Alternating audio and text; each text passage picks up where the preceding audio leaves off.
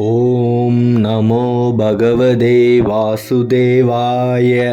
மிதுன ராசியில் இருக்கக்கூடிய அனைத்து அன்பர்களுக்கும் நண்பர்களுக்கும் தோழர்களுக்கும் தோழிகளுக்கும் அன்பார்ந்த வணக்கத்தை உங்கள் ஜோதிடர் செல்வன் இந்த இடத்தில் தெரிவித்துக் கொள்கிறேன். தயக்கம், குழப்பம் இது ரெண்டு மட்டுமே தான் மிதுன ராசியில் இருக்கக்கூடியவர்களுக்கு கடந்த 2 வருஷமாக வாட்டி வதச்சிக்கிட்டு இருக்குன்னே சொல்லலாம். அஷ்டம சனி முடிஞ்சாலும் இப்போ தான் உண்மையான அஷ்டம சனி நடக்கிற மாதிரி நீங்கள் உணர்வீங்க. ஏன்னா அவ்வளோ கஷ்டம். எந்த ஒரு விஷயத்தை ஆரம்பிக்கணும் அப்படின்னு நினச்சி ஆரம்பித்தாலும் அதில் 1008 குழப்பங்கள் உங்களுக்குள்ளே தானாகவே உற்பத்தி ஆகுது. தன்னால் தயங்குறீங்க, செய்யலாமா வேணாமா, இன்னைக்கு செய்யலாமா இல்லை நாளைக்கு இதை பற்றி யோசிக்கலாமா அப்படின்னு 1008 தடங்கல்கள்.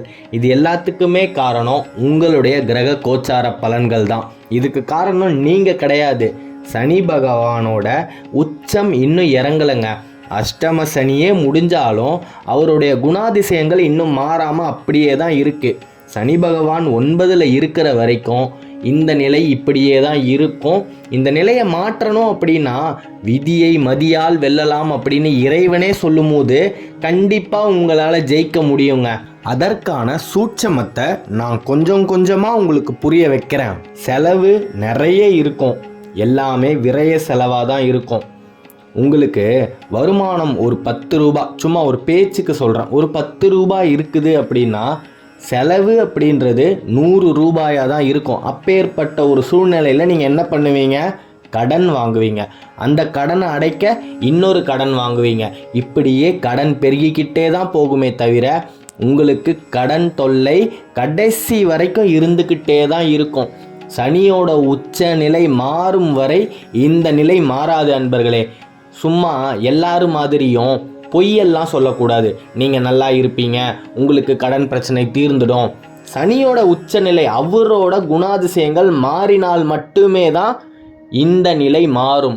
இதில் எந்த விதமான மாற்று கருத்துமே கிடையாது. சில இடங்களில் நமக்கு வரக்கூடிய பிரச்சனைகளை நாம் தள்ளி போடலாம். அதற்கு ஒரே ஒரு வழி என்னன்னா, பிரம்மதேவன் எழுதிய தலைவிதியை நீங்கள் மாற்ற வேண்டுமானால் பிரம்ம முகூர்த்தத்தில் மட்டுமே தான் அது சாத்தியம்.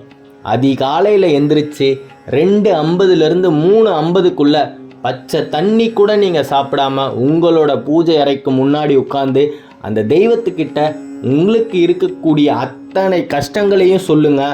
தெய்வமும் இயற்கையும் பிரபஞ்சமும் நீங்கள் இயற்கை கிட்ட கேட்கக்கூடிய அத்தனை விஷயங்களையும், இந்த பிரபஞ்சத்துக்கிட்ட மன்றாடி வேண்டக்கூடிய அத்தனை விருப்பங்களையும் அப்படியே கிரகிச்சுக்கிட்டு உங்களுக்கு தேவையான நேரத்தில் ஒரு கஷ்டத்தில் நீங்கள் மாட்டிக்கிட்டு இருக்கும்போது நீங்கள் கேட்ட அத்தனையுமே உங்களுக்கு அப்படியே திருப்பி தரப்படுங்க. இதுதான் பிரபஞ்சத்தோட விதியும் கூட.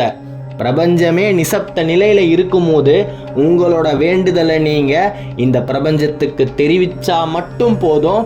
பிரபஞ்சம் அதை உங்களுக்கு திருப்பி தந்தே தீரும். இதில் மாற்று கருத்தே கிடையாது. இந்த ரகசியம் தெரிந்தவர்கள் இன்னமும் வாழ்க்கையில் ஜெயிச்சுக்கிட்டு தான் இருக்காங்க. தெரியாதவங்க இன்னமும் கஷ்டப்பட்டுக்கிட்டு தான் இருக்காங்க. தோல்வியை மட்டுமே தான் சந்திச்சுக்கிட்டு இருக்காங்க. அதற்கு காரணம் உங்களுடைய இயலாமை தான். இன்னைக்கு இந்த நிமிஷம் உங்களுக்கு இதை தெரிஞ்சிடுச்சு. நாளையில் இருந்து காலையில் எந்திரிச்சு உங்களோட பூஜை அறைக்கு முன்னாடி உட்காந்து ஒரு 10 நிமிஷம் உங்கள் மனசில் இருக்கக்கூடிய கஷ்டங்கள், உங்களுக்கு இருக்கக்கூடிய ஆசைகள், விருப்பங்கள், எண்ணங்கள் என்ன வேணாலும் இருக்கட்டும், யாராலையுமே யோசித்து பார்க்க முடியாத அளவுக்கு கூட பிரம்மாண்டமான ஒரு ஆசைகளாக கூட இருக்கட்டுமே, அது அத்தனையுமே நீங்கள் பிரபஞ்சத்துக்கிட்ட சொல்லுங்க அன்பர்களே. நிச்சயமாக இந்த பிரபஞ்சம் நீங்கள் கேட்டதை உங்களுக்கு திருப்பி தந்தே தீரும். இதில் மாற்று கருத்தே கிடையாது. என்ன ஒன்றுனா 48 நாள் தொடர்ந்து செய்யணும். உங்களோட கர்ம வினை உங்களை அது பண்ணவே விடாது. முடிஞ்சு போச்சா? கர்ம வினை என்பது உங்களுக்கு மிகப்பெரிய ஒரு தடையாய் வந்து நிற்கும். ஒரு மனிதனுக்கு அவருடைய கர்ம வினை சாதகமாக இருந்தது அப்படின்னு சொன்னால் மலையவே வென்றுவிடும் சக்தி அவருக்கு உண்டு. அதே கர்ம வினை பாதகமாக இருக்கும் பட்சத்தில் அவரால் ஒரே ஒரு அடி கூட முன்னேற்ற பாதையில் எடுத்து வைக்கவே முடியாதுங்க. கர்ம வினைக்கு அவ்வளோ சக்தி இருக்குது. அதையெல்லாம் மாற்றி போடணும் அப்படின்னா முயன்றால் வெல்ல முடியாதது எதுவுமே இல்லைங்க. நீங்கள் எனக்காக ஒரு உதவி பண்ணணும் அப்படின்னா தினசரி 48 நாள் அதிகாலையில் 2:50 3:50 உங்களோட பூஜை அறையில் உட்காந்து உங்களுக்கு தேவையான அனைத்தையுமே இந்த பிரபஞ்சத்துக்கிட்ட சொல்லுங்க, வேண்டுங்க, மன்றாடி கேளுங்க. கண்டிப்பாக நீங்கள் நினச்சது நடந்தே தீரும். இதில் மாற்று கருத்தே கிடையாது அன்பர்களே. போதும், நீங்கள் பட்ட கஷ்டங்கள் அத்தனையுமே போதும். அதுலேயும் இந்த திருவாதிரை நட்சத்திரத்தில் இருக்கக்கூடிய அன்பர்கள் பட்ட கஷ்டத்தை சொல்லி மாள முடியாது. 45 வயசு ஆகியும் இன்னமும் கல்யாணமே ஆகாமல் எவ்வளவோ பேர் தினம் ஒரு 10க்கு 10 ரூமுக்குள்ளே உட்காந்து அழுதுகிட்டு இருக்கிறது அத்தனையுமே எனக்கு தெரியும் அன்பர்களே.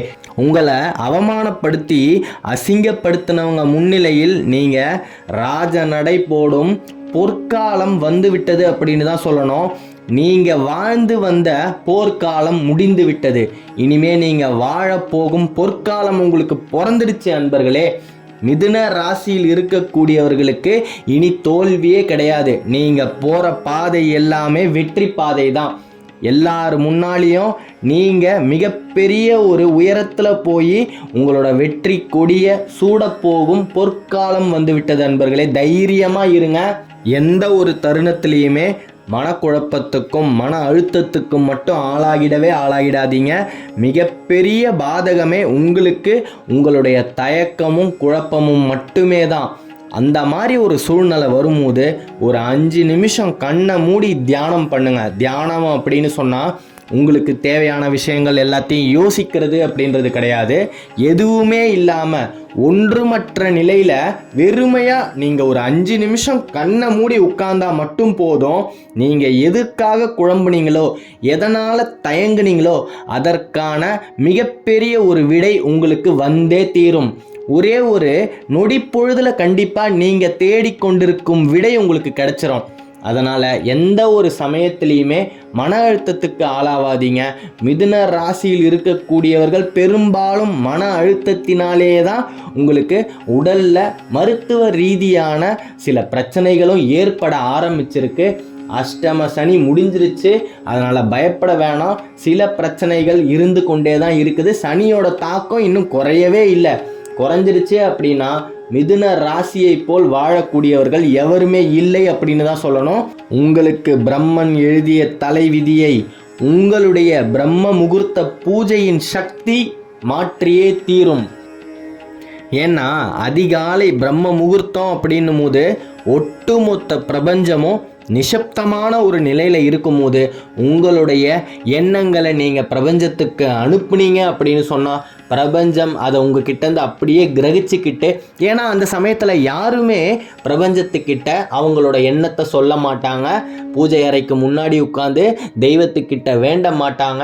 அவங்களுடைய கஷ்டத்தை எல்லாத்தையும் தெய்வத்துக்கிட்ட சொல்ல மாட்டாங்க. யாருமே சொல்ல மாட்டாங்க. எல்லாருமே ஆரம்பிக்கிறது காலையில் ஒரு 5 மணிக்கு மேலே 6 மணிக்கு மேலே அப்படின்னும் போது இந்த பிரபஞ்சத்தில் இருக்கிறவங்களோட அத்தனை பேரோட எண்ணங்களுமே மேல் நோக்கி செல்லும் போது உங்களுடைய எண்ணங்களையும் நீங்கள் அந்த நேரத்தில் வச்சிங்க அப்படின்னு சொன்னால் நீங்கள் நினைக்கிறது பலிக்கக்கூடிய சதவீதம் என்பது 50% மட்டுமே தான். யாருமே எதை பற்றியும் யோசிக்காத நிலையில் நீங்கள் ஒரு விஷயத்தை யோசிச்சுக்கிட்டு இந்த பிரபஞ்சத்துக்கிட்ட பேசிக்கிட்டு இருந்தீங்க அப்படின்னு சொன்னால் கண்டிப்பாக நீங்கள் நினச்சது நடந்தே தீரும் அன்பர்களே. இது மிகப்பெரிய ஒரு உண்மை, தேவ ரகசியம்னே சொல்லலாம். இது தெரிஞ்சவங்க மட்டுமே தான் இன்னமும் வாழ்க்கையில் ஜெயிச்சுக்கிட்டே இருக்காங்க, இன்னமும் ஜெயிச்சுக்கிட்டு தான் இருக்காங்க. தெரியாதவங்க தோத்து கொண்டே தான் இருக்கிறாங்க. மிதுன ராசியில் இருக்கக்கூடிய அன்பர்கள் இனிமே தோக்கவே கூடாது. எத்தனையோ வீடியோ இருக்கும்போது இதை நீங்கள் ஏன் பார்க்கணும்? இந்த விஷயம் உங்களுக்கு தெரிஞ்சே ஆகணும். பிரபஞ்சம் இந்த ரகசியத்தை உங்ககிட்ட கொண்டு வந்து சேர்த்தே ஆகணும் அப்படின்ற ஒரு முடிவை இந்த இயற்கையே எடுத்துருச்சு அன்பர்களே. மிதுன ராசியில் இருக்கக்கூடியவர்களுக்கு வெற்றி காலம் பிறந்துருச்சு. மிதுன ராசியில் இருக்கக்கூடியவர்களுக்கு சிரேஷ்டமான வாழ்க்கை காத்து கொண்டிருக்கின்றது. வருகின்ற ஜூன் மாதம் 30 நாளுமே உங்களுக்கு சாதகமாக தான் அன்பர்களே இருக்குது. கோல் செய்யாததை நாள் செய்யும் அப்படின்னு சொல்லுவாங்க. ஜூன் மாதத்தில் இருக்கக்கூடிய எந்த நாளில் வேணாலும் நீங்கள் எந்த விஷயத்தை வேணாலும் ஆரம்பிக்கலாம். அது நிச்சயமாக வெற்றியை மட்டுமே தான் உங்களுக்கு தேடித்தரும். மிதுன ராசி அன்பர்கள் ஜெயிக்க பிறந்தவர்கள். ஜெயம் உண்டாகட்டும். அடுத்த காணொளியில் விரைவில் சந்திப்போம். மிதுன ராசியை பற்றி நீங்கள் தொடர்ந்து தெரிஞ்சுக்கணும் அப்படின்னா இந்த சேனலை சப்ஸ்கிரைப் பண்ணிக்கோங்க. தென்னாட்டுடைய சிவனே போற்றி, எந்நாட்டவருக்கும் இறைவா போற்றி. நன்றி.